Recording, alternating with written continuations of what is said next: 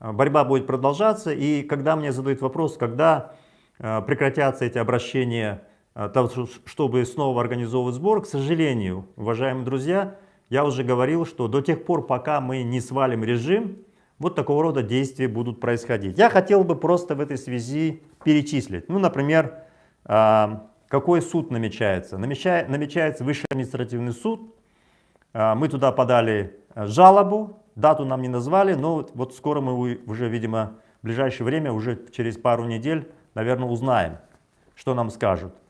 В этом обращении кассационной жалобы Высший административный суд, где я обычно выигрываю свои жалобы, я требую вернуть мне убежище. Вот один суд.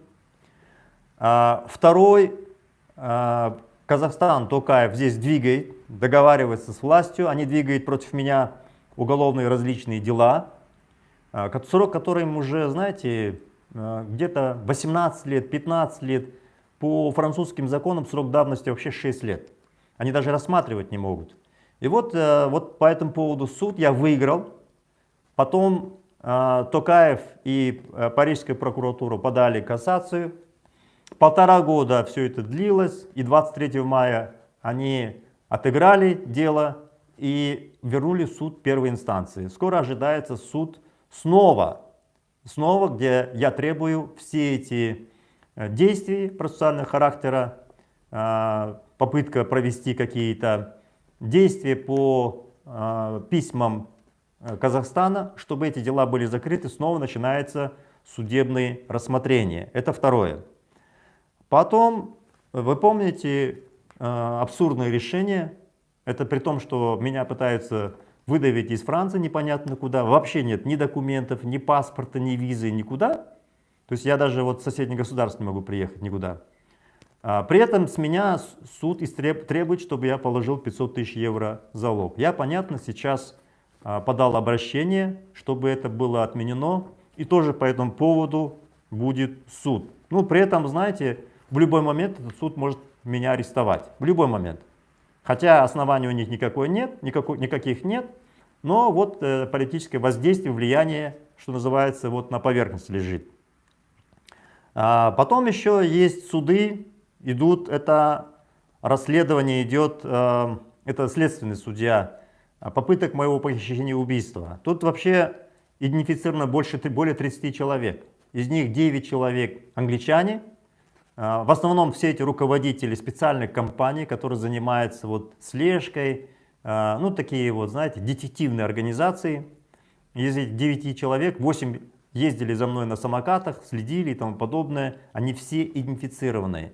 И французское следствие идет, они должны наладить взаимодействие с Великобританией, чтобы снять показания с этих людей и выяснить, а кто же делал заказ. Видите, я не просто это делаю, а для того, чтобы, если на конце вылезет Казахстан, он вылезет, потому что уже одна группа призналась, что по сути они выполняли заказ Казахстана. Здесь несколько десятков человек, они идентифицированы, попали на камеры, были сфотографированы, 9 машин.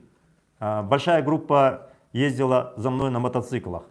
Как они говорят, мы выполняли поручения из Казахстана, мы не были готовы, то есть это группа слежения, они подготавливают, где я нахожусь, а потом в дело вступает следующая группа. Вот и здесь еще случайно раскрылась следующая группа, 11 человек было арестовано, оказывается, они получили заказ на мое убийство, но не реализовали, их арестовали по другому делу. Это группа военных, которые осуществляли заказы на убийство. Вот их по другим делам взяли, и один из них признался, что они получили заказ и на мое убийство. Тоже мы туда включаемся, тоже должна работать группа адвокатов. И еще я хочу сказать, что в Италии тоже идут суды по похищению моей семьи. Там их полицейских, судью осудили, они подали апелляцию. Апелляцию они скорректировали, улучшили для себя условия, кто-то ушел из ответственности. Сама прокуратура Италии подала протест и будет дальше рассматриваться это дело. Это я вам только часть перечисляю, таких дел у меня, к сожалению, много, уважаемые друзья. И они не будут останавливаться, когда у меня кто-то спрашивает, А когда они закончатся тогда, когда мы режим свалим. Вот коротко, вот такая ситуация. К сожалению, я буду снова, сейчас я уточню, какие еще расходы предстоят. Они идут по частям. Там, понятно, есть глобальные расходы, но я не могу сразу большую сумму объявлять, и я вижу, что лучше двигаться небольшими шажками. И вот я хочу сказать, что мы 3 раза это делали, и 3 раза все сделали успешно. Последние сборы мы закрыли, что называется, я говорил 17 октября, закрыли ночью уже, ну у вас там уже было 17, в общем 17 мы закрыли, что называется, в день-день. Я хотел поблагодарить, уважаемые друзья, сторонников, которые мне помогают и понимают, что мы организовываем сопротивление. 25 октября мы призываем на митинг, создаем ячейки. Это такой непростой процесс, потому что люди должны преодолеть страх. А для этого мы с ними должны работать, объяснять и убеждать людей. В этом направлении большая группа людей работает, в основном волонтеров, и которые тоже на самом деле нуждаются в финансовых ресурсах. Вы же понимаете, делать плакаты, каждый день сидеть часами, вырабатывать, писать видеоролики, делать обращения. Это серьезный труд. И у нас этой работой занимается пока без оплаты около 30 человек. Вот. Ну вы видите, какая паника существует в Казахстане, как Токаев напуган, выходят генералы от МВД, и в ТикТоке там миллионные просмотры, власть показывает, что она напугана, угрожает и тому подобное. Это результат работы нашей именно. И я думаю, что вы правильно понимаете, что мы сейчас центр сопротивления.